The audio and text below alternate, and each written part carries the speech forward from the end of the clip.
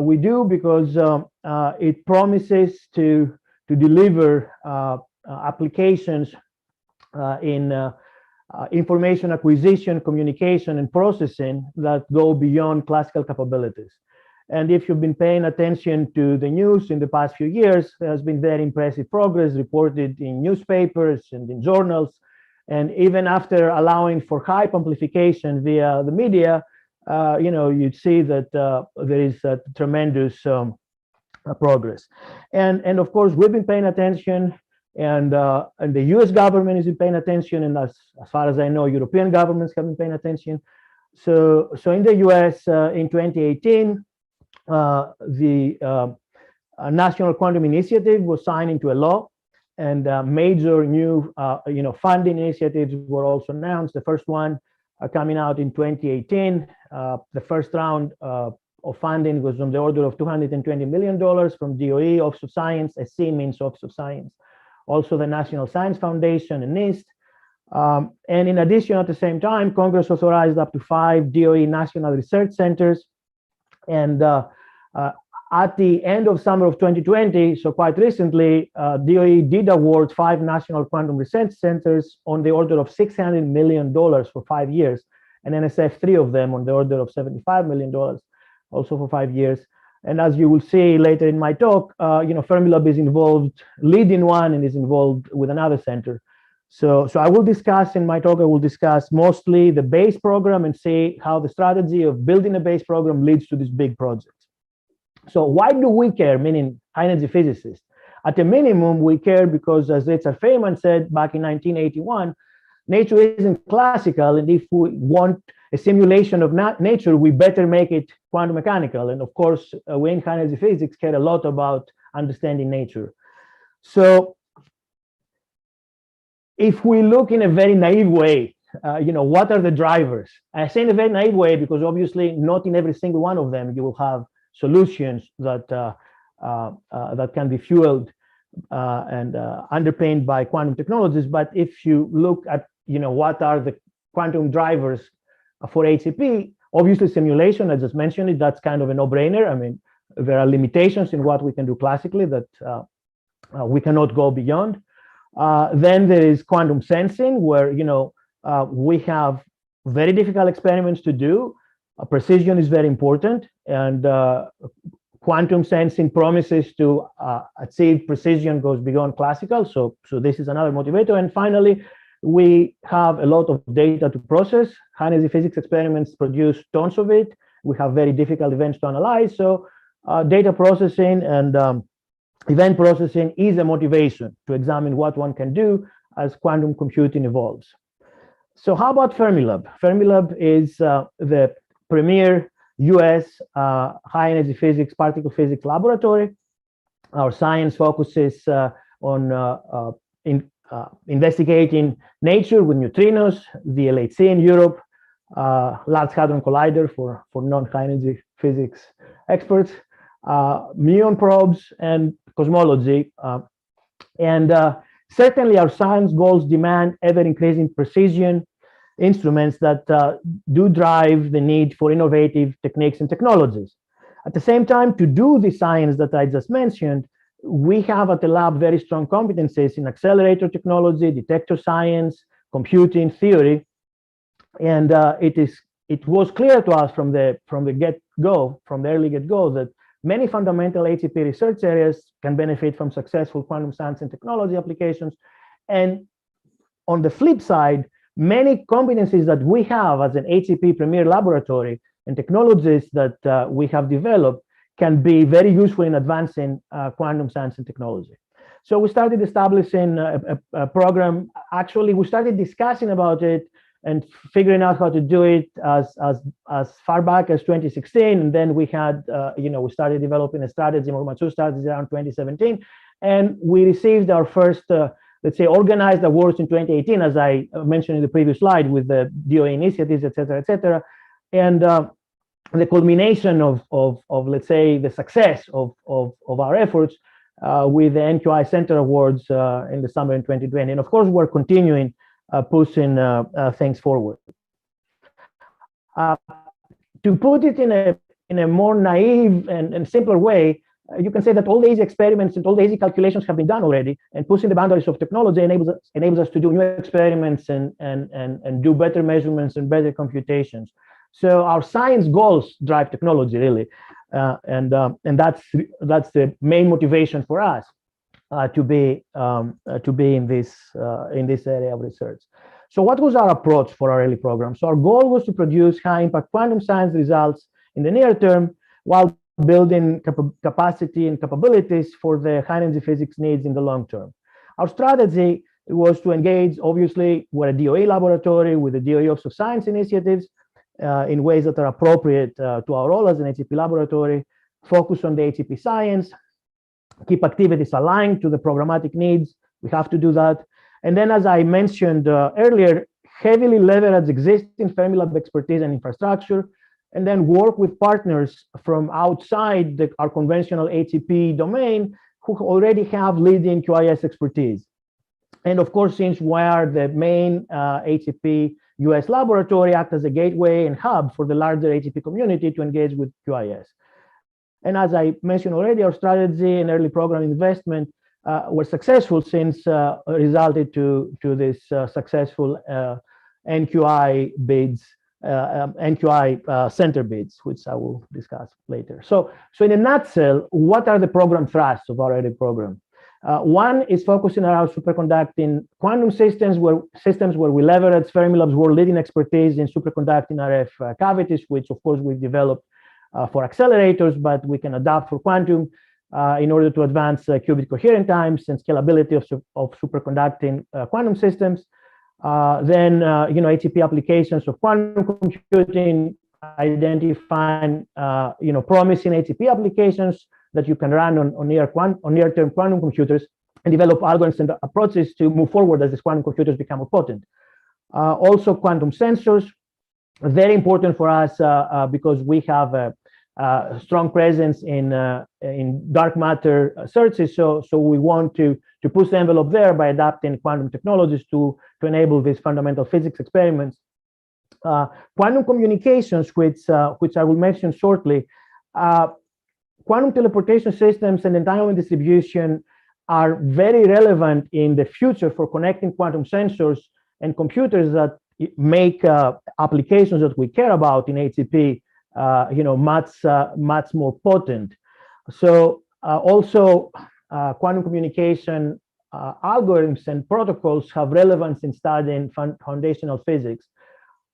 Finally, enabling technologies such as cold electronics, controls, things that we do and we have expertise from supporting and developing high-energy physics experiments are very relevant for advancing QIS&T applications. So that is a main thrust of our program. And finally, doing foundational quantum science and HEP connections with field theory, wormholes, space-time, etc., etc. So I will start with the technical program. I will start with quantum communications, and the reason I'm actually doing that is because I'm currently working with colleagues on putting two proposals together. So this is the thing that is the most recent in my mind. Anyway.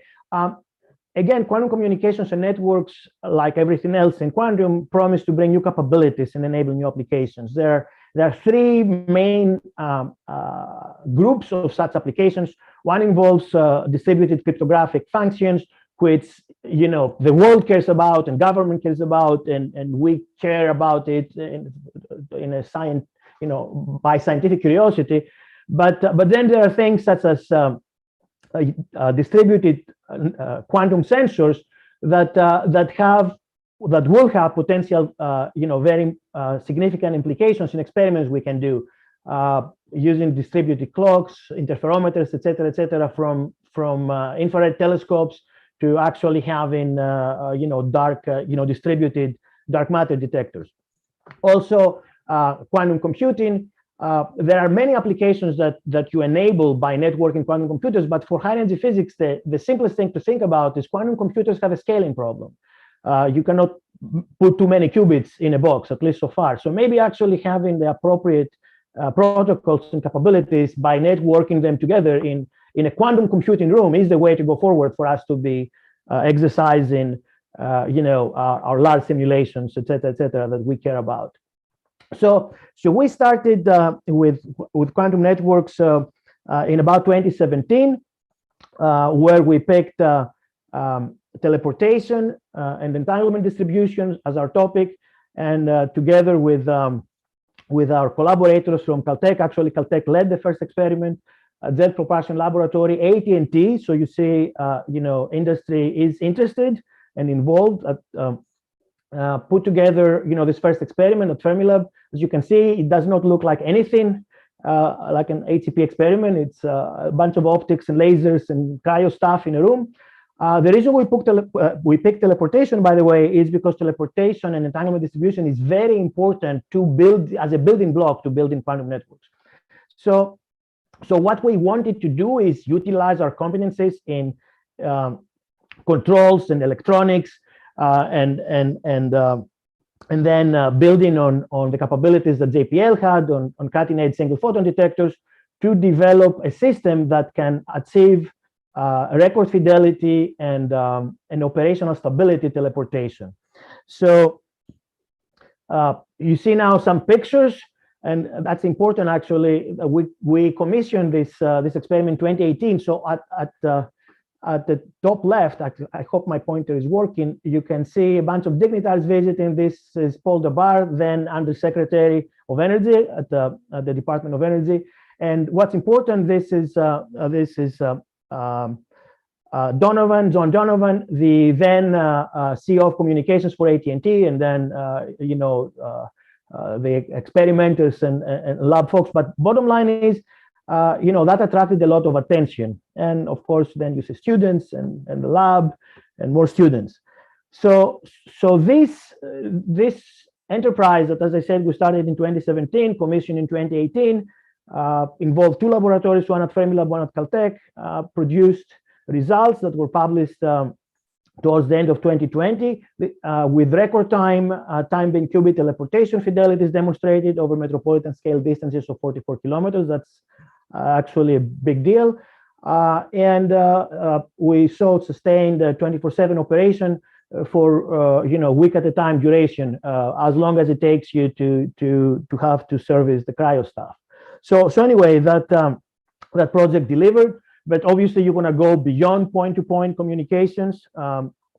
So the next step to do, the next thing to do, the next step to take is go from teleportation systems to developing network capabilities, quantum network capabilities. DOE held just before the pandemic, in beginning of February of 2020, a workshop to discuss how one goes for delivering and deploying quantum networks. This workshop came up with 4 priority directions listed here. 2 out of them are foundational building blocks, which the teleportation systems that we've already developed fit the bill.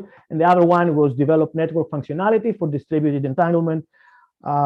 And we put a project together to do that, which is currently ongoing, to develop and design a repeaterless transparent optical quantum network and demonstrate multi-user cases in the Chicago metropolitan area. This we're doing with collaboration with Argonne National Laboratory, Northwestern University, Caltech, and a couple of tech companies. And it involves labs at Fermilab. So here, we're leveraging our existing teleportation lab, and we're deploying another one as we speak. Actually, would be done if it was not for the pandemic, that deploys this optical switch, et cetera, for communications. Just to give you an idea, and I don't have time to go into details, a lot of the stuff that we're doing to develop the network are things that we have from our classical competencies in networking. So for example, to separate the physical plane from the control plane, we're using classical software-defined networking, and then to design and employ nodes. As you can see, you start with the hardware, which is your optics, that's the quantum stuff, and electronics for the classical communications that are necessary, and then the rest of the stack is things that, if you're a high energy physics experimentalist, you use for your high energy physics experiments. So this the node design. Anyway, so this is ongoing, and we're currently in the process of putting proposals in for test beds. So you know, this is an important activity to move forward in the future. I am with quantum networks. So I'm not going to switch. So I will do that to you. I'm going to switch from you know, one technical topic to the next. Hopefully it's not going to be confusing. The next topics that I would like to cover is our activities to utilize quantum sensors for experiments, focusing on dark matter detection, which I mentioned in the beginning is one of our main focus areas for this technology. It's motivated by the fact that it's quite open. I mean, everything we know about dark matter comes from the cosmos. No laboratory experimental result has been produced, and also dark matter mass is almost completely unknown. It's a very wide range, and we've determined that using qubits as sensors is a very good candidate for light dark matter, which traditionally, you know, people take axions as a dark matter candidate for this light dark matter, you know, detection.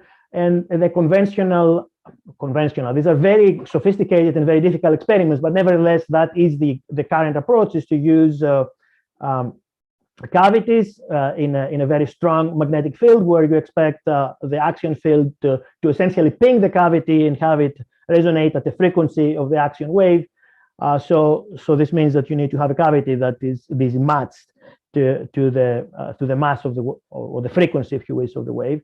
The problem with this technique is that, as I said, you know, we applied for low masses, for really low masses, but as you scan and the mass increases, then you run into scalability issues, because the cavities get smaller and smaller, and at the end, the standard quantum limit noise overwhelms your ability to get meaningful or quick, if you wish, measurement results. So one way to go past that is to use quantum approaches, like, for example, quantum non-demolition measurements that allow you to go beyond this standard SQL limit noise. So we are leading an R&D consortium. It's funded by HEP. Quantized is the name of the DOE high energy physics program that was created back in 2018.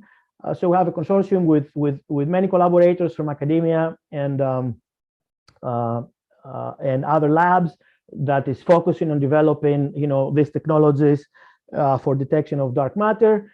Very recently, we published in PRL one such result.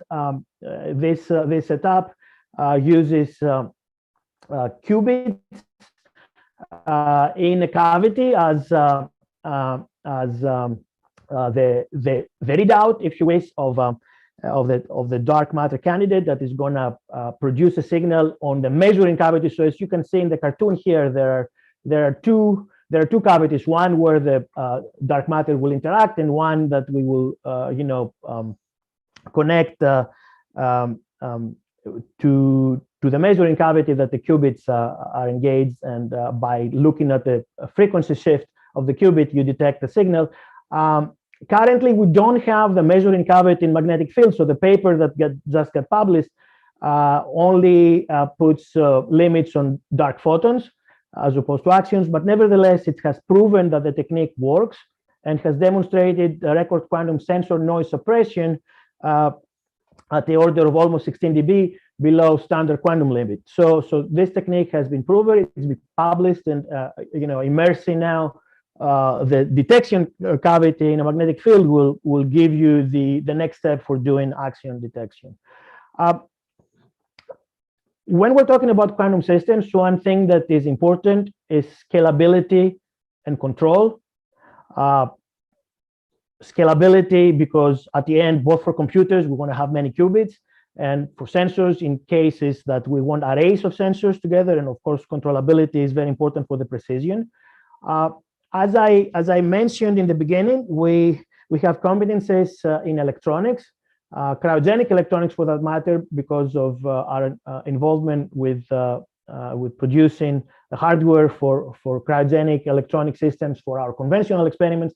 Not as cold as quantum requires, but nevertheless we have experience. So we know from our commercial partners, for example, from Google here, which we've interacted plenty, I'm showing that, and if you look at the systems that Google or IBM or whoever that use superconducting qubits is producing, there is a lot of cables and there are a lot of electronics. So these things will not scale. If you're going to go from the order of 72 qubits that Google has, all the way to the thousands of qubits that are necessary, potentially millions, you cannot do it with all this mess of cables, etc., etc. So there is a need to compactify things. There is a need to put electronics as closer to the qubits as possible. So we have launched a very diverse program to utilize our expertise in cryoelectronics with applications that are going all the way from quantum computing, as I just mentioned, to also detectors, atomic clocks, etc., etc. We have pretty rich collaborations with other labs, such as the JPL and MIT Lincoln Lab, SLAC, and academia, and also with industry. And I have to mention that our aggressive involvement led to the first ever cryogenic electronics for QIS workshop that was held in 2019. And the next one is not going to be at Fermilab, is coming soon, and is going to be on Zoom. But nevertheless, I mean, we had a pretty good attendance from experts from all over the world. So we want to grow this area because, again, as I said, it's very important for all the quantum technologies. Similarly, readout and control electronics is important for the same reason, to reduce the footprint of these systems and improve scalability, and actually in this case also reduce cost, because if you can put things on FPGAs, which were very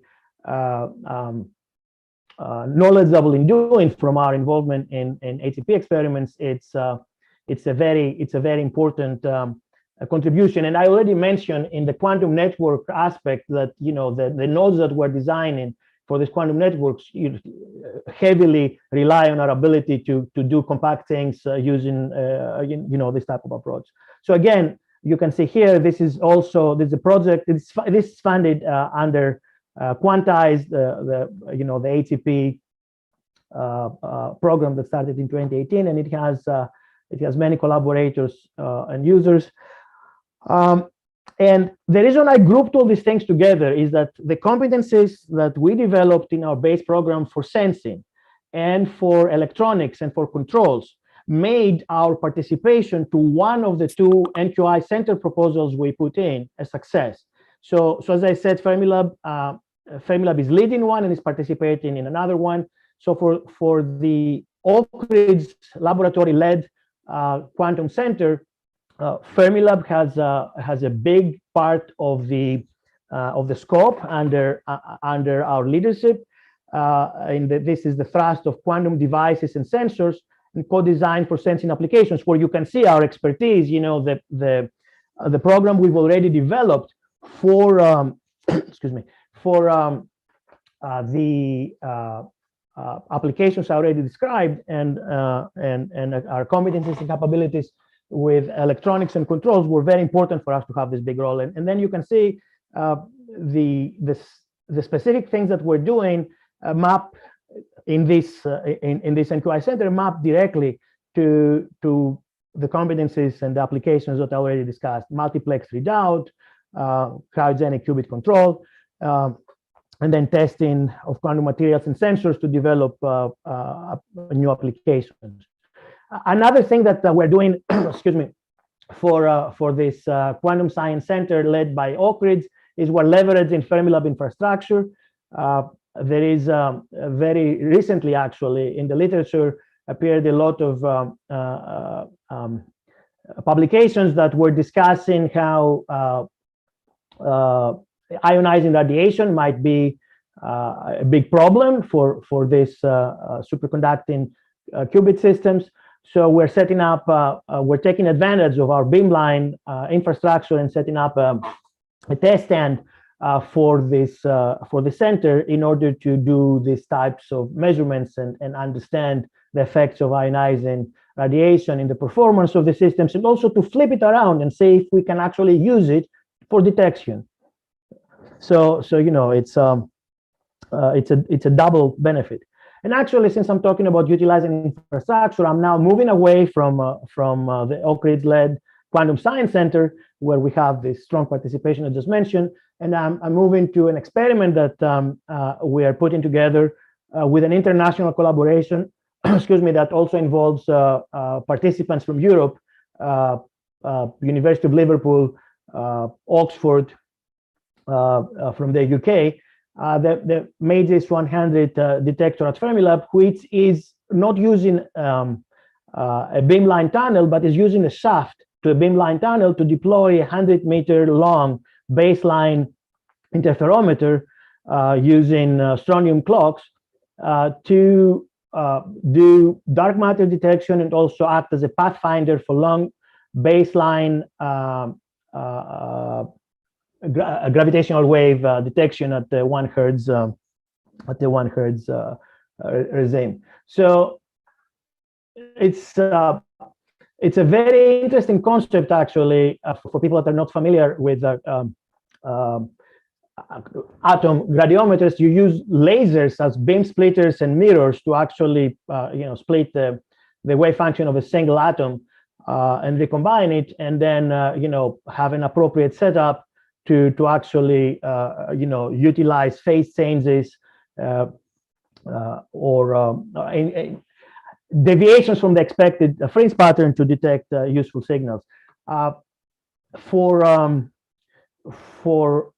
the dark matter detection, MAGIS actually has a place where you can see here on the left, at the low end of the spectrum, where can actually make impactful measurements.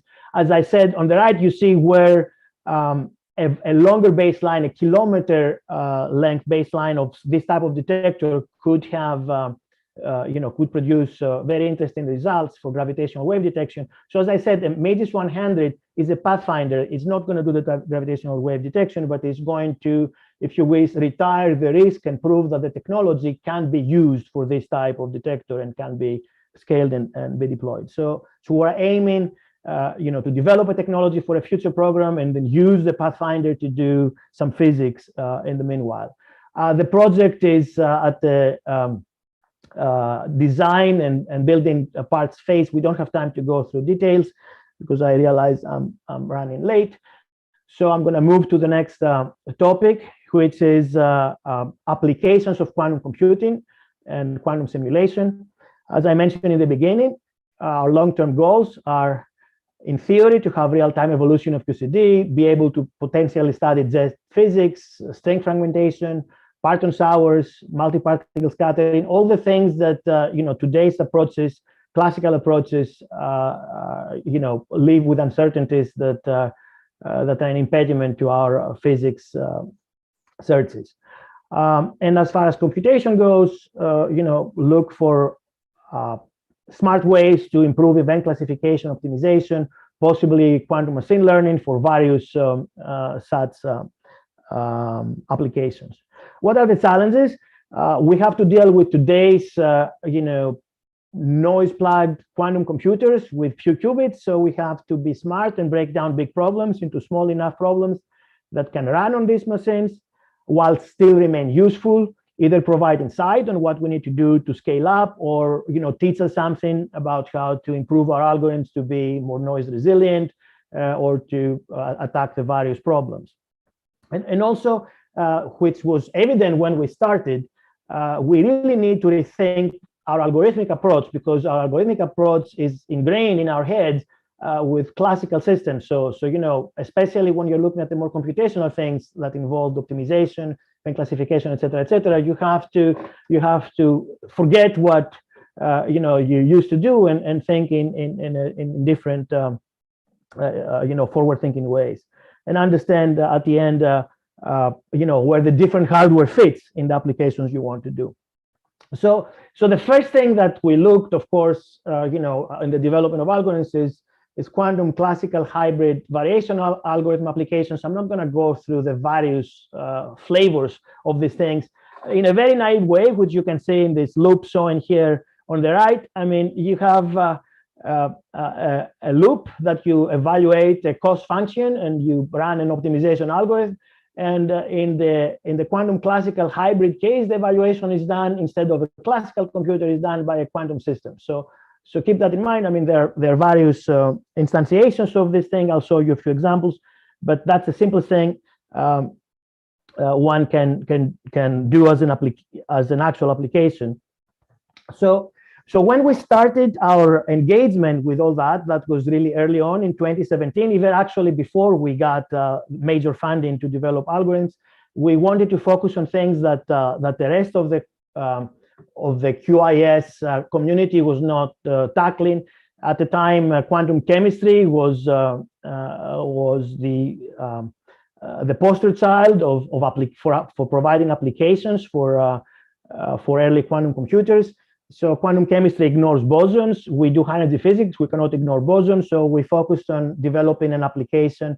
An algorithm that will take into account Fermi boson interactions and will lead to useful applications. So by doing that, and actually these results were published in 2018, we came up with a new representation that essentially uses harmonic oscillators, coordinate basis, and that says exponential precision for digitization. So the technique was published in 2018, and at the same time we did also do an application which was not an HCP application because we could not fit anything HCP on the current quantum computer. It was a Polaron, which is a condensed matter problem, but nevertheless it's an actual physics problem, which we published also in 2018 in PRL. So this initial engagement to this high energy physics flavored, if you wish,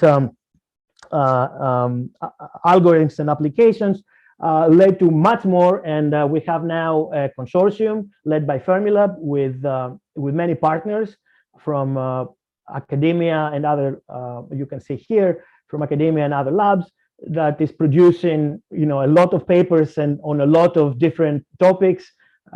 Here I have a list of recent postings from the archive on various systems, on various topics from our collaborators. So this is also funded under high energy physics, DOE high energy physics quantized program. So this has been very successful, and we have this very rich base program in collaboration. In addition to that, at the same time, we started looking at these algorithms for high energy physics problems. We started looking at what are the possibilities of use quantum machine learning to improve on things we care about for either high energy physics or cosmology. So here, in a very naive way, the thing to think about is quantum linear classification. It's usually difficult to do this separation you want in hyperspace. So the thought is that utilizing the very rich high dimensionality of the qubit Hilbert space will give you good solutions for that. So we did take this approach to construct feature maps, essentially having a quantum kernel in a classical SVM. And recently we put out in the archive and submitted for publication a paper that uses the Sycamore chip. This is the Google supremacy chip. Actually, we did this work in collaboration with the Google team, as you can see from the list of authors of our paper, where we utilize that to do binary classification of type 2 versus type 1 supernova. And again, as I said on the previous slide, use a variety of qubit operations to encode the features and then compute the maps. This paper has some very significant results. Although we did not prove that we can do better quantum-wise than classically, we demonstrated the largest qubit count for a quantum kernel classifier to date. The previous one was by IBM, that they use only 2 qubits. We went up to 17. A highest dimension data set for a quantum kernel classifier, no gymnastics with classical pre-processing of the data. So that would be a realistic application. You take the data, you encode it. And as I said, we did not demonstrate quantum advantage, but the algorithm is competitive with classical solutions. So it's not off. So that is very promising as quantum hardware improves and using these approaches to do something useful.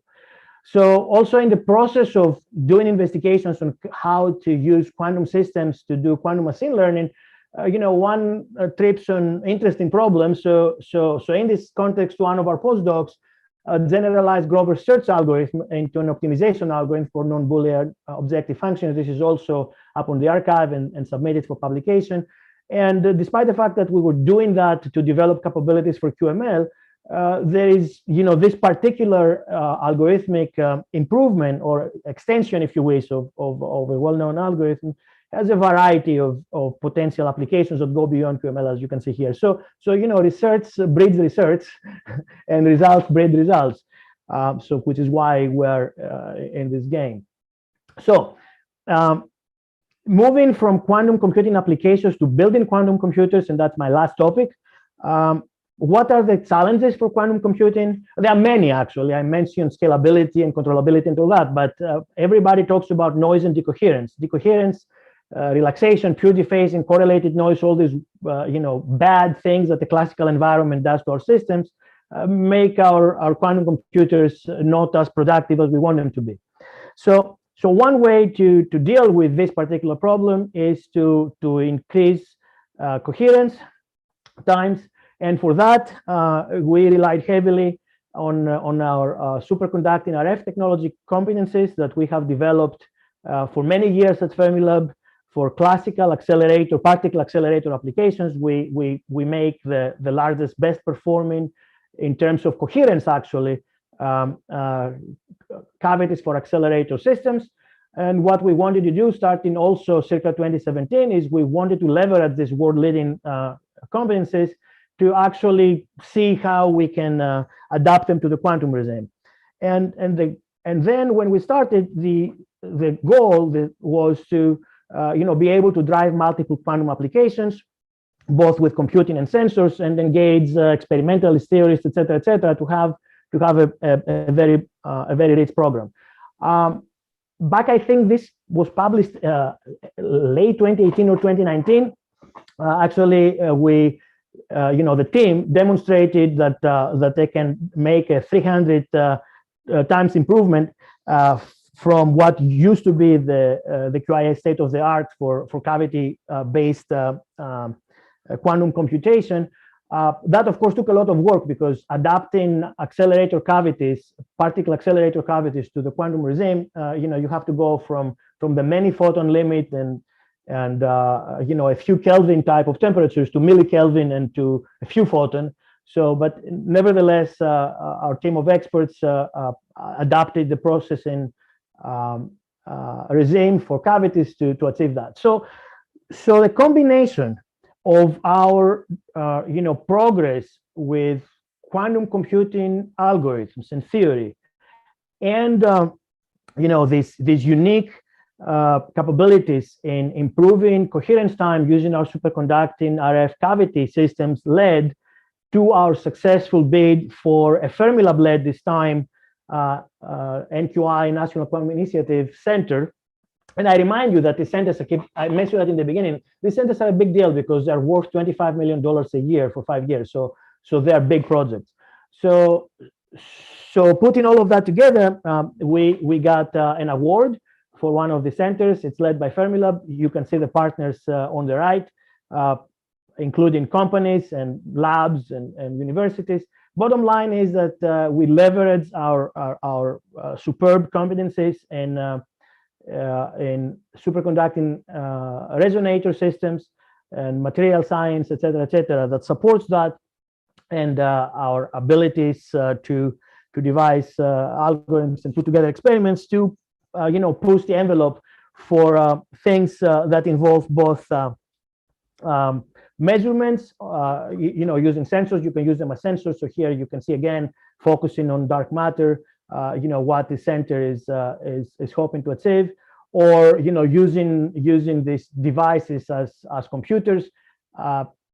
If you have cavities involved, you don't need to stick with qubits. You can use high-level systems such as qubits, for example, where you're taking advantage of the very rich states that the cavity has, and you use the superconducting qubit just to drive it. So there is a lot of design, obviously, that goes to that, both for the hardware and for the algorithm, and all that is in progress. The awards were given at the end of 2020, so the centers are just starting. Also, one thing that you see in the middle, and I do not know how well the details show, is that in the context of developing all that, we are also the SQMS Center is planning to build these test beds that have various sizes of dilution refrigerators, and at the end to house the ultimate system, which will be a cavity-based quantum computer. The dilution refrigerator is going to be bigger than anything that currently exists. I mean, Fermilab has a lot of expertise with cryo stuff because of cryo systems that we have for our experiments. So we are doing the design in-house. I have linked here. SQMS deserves its own talk. We don't have time to go through that. I have linked a YouTube video at the bottom right, which would be available with my slides, where the director of the center, is talking about how to build a quantum computer, and the viewers can take a look. I mean, the participants of the workshop can take a look, offline. So, and I'm not going to play it because we don't have time. So the final topic that I want to mention is education outreach. We are, of course, as I said in the beginning, we want to act as a hub for the US HCP community, since we're the premier HCP laboratory. So from the early going, we established tutorials and courses working with academic and industry partners. On the right here, you can see a picture from the first ever public Google tutorial, which happened at Fermilab. I was actually very well attended and was very successful, and we've had others after that. Training material, actually including high school students. You can see down here, quantum computing as a high school module that was written by a group of our theory postdocs. Seminars and lectures, seasonal student programs. We have graduate students, of course, engaged in all the projects that I mentioned and the projects that I didn't mention. And one thing to note is that with NQI centers, coming online, as part of their mission is to actually have a very strong presence in the education and outreach domain. So we will have a very good engagement in this context, since we're leading a center and we're participating in another one. So I'm done. I will not read my summary. You can take a look, and I think we have. Actually, I do have 2 minutes, so I can actually go through my summary. Please do. Yeah, we have time. Yeah. So I was worried.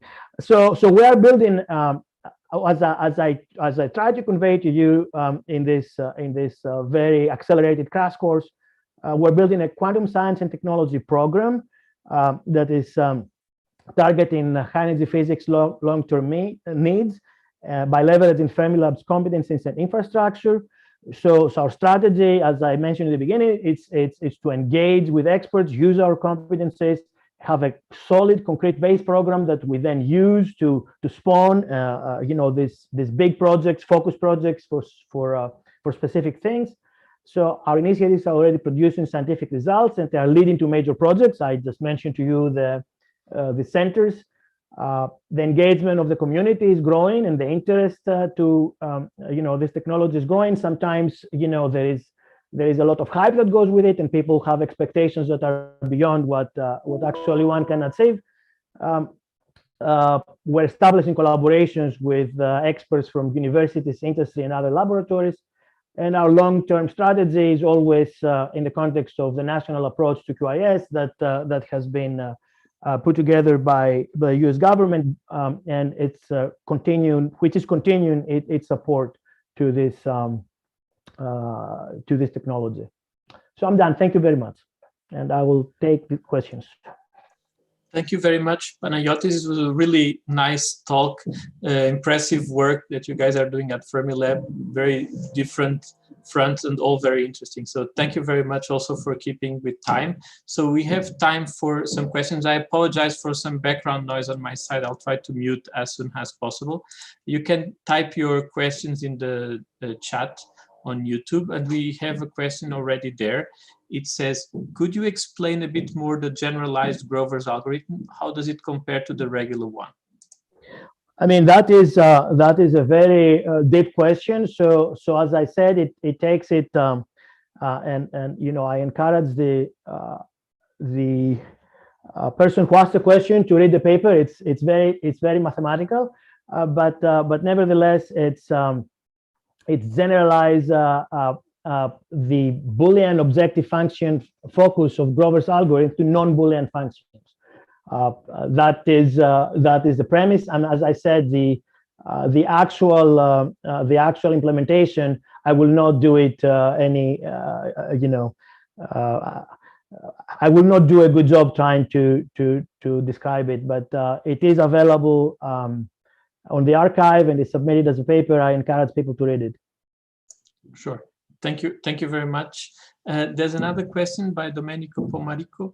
Do you think that the problem subdivision in smaller problems approach can pave the way towards upcoming 1 million qubit setups built by combining current setups in a hierarchical way? That's an excellent question, you know, pertaining to architecture. So the answer is yes. The overarching answer is yes, but the devil is in the details. So if, and the interesting part is the hierarchical aspect of it. One thing you can think of doing, the most naive thing, is you have a few boxes with, let's say, order 100 qubits, and you have, ideally, which you will not be able to do, you have an all-to-all connectivity with no some you know, quantum channels, either teleportation, or it can be anything. It can be anything you can dream of. So then in this case, you don't have to worry about the hierarchical you know, aspect of doing things.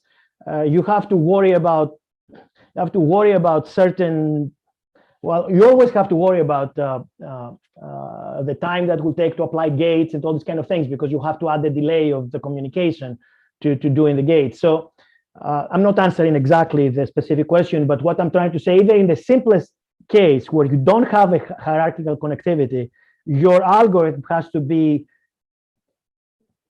evolved from what you're doing on the, let's say, order 100 qubits, to take into account the fact that as you're jumping from box to box, your ability to apply gates will be not your ability, but at least the performance of the gates will be probably different than what will be within the box. Now, if you add the complexity of having, you know, some hierarchical, you know, architecture where you know, the connectivity is, you know, is part of the architecture, and how you connect box A with box B with box C is part of, then your algorithm has to be tailored around how you have done that, because you have to minimize, or you have to, you know, you have to make sure that the operations that you are shipping to the next box are appropriate for the way the architecture is done. I didn't give you any details because we don't have the systems, you know, in place.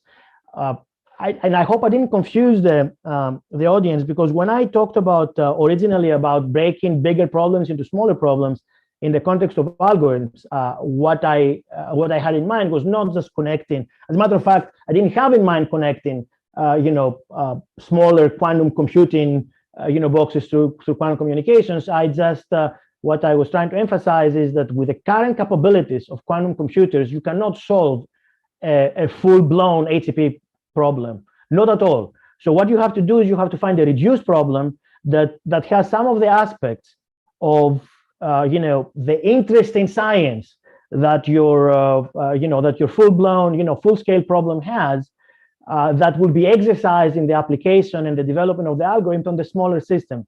I can take this this fermion boson interactions, you know, the first paper we did, which, you know, developed this new representation, which, I mean, at the end, we didn't do anything that is pertinent to HCP, but we at least found a system, a physical system that you know, one can exercise to see how you implement. As a matter of fact, I can say that currently the same group of original authors, well, expanded a little bit, is working on to using this approach for a 5-4 theory and looking at phase transitions, and then, you know, that will be yet another incremental step towards doing something useful. But again, you're not going to do Higgs, or you're not going to do, you know, something that is really, you know, a full-blown HCP impactful problem, but you're going to do a smaller problem on a field theory that has relevance to the things that you want to study as quantum computers become more potent, either by linking them together through quantum communications, or because we solved all the scaling problems, and Google and IBM can put thousands of them in a cryostat. Okay, thank you very much, Panagiotis. So actually, I also have a question. At some point, you mentioned teleportation of wormholes. I was very intrigued. Could you please comment on this? I'm not a theorist. Yeah, so I'm not a theorist. That's a disclaimer. So what I can tell you is that there is a holographic, principle that links what happens in the bulk to what happens, on the encompassing surface, and in the bulk you have quantum gravity, and in anti-de Sitter space, and in the surface, you have your conformal field theories that you can do calculations on, and when you look at this construct, you find out that having a wormhole between two specific they're not general black holes, two specific type black holes in the bulk. If you look at how they interacting and moving apart, if you see how information moves between these two black holes in the bulk, if you look at what the protocol looks on the surface, looks like a teleportation protocol. And any theorist in the audience is probably ready to throw stuff at me, but that's how I understand it. So from our point of view, experimentalist point of view, you want to do on chip, or at the lab on the bench,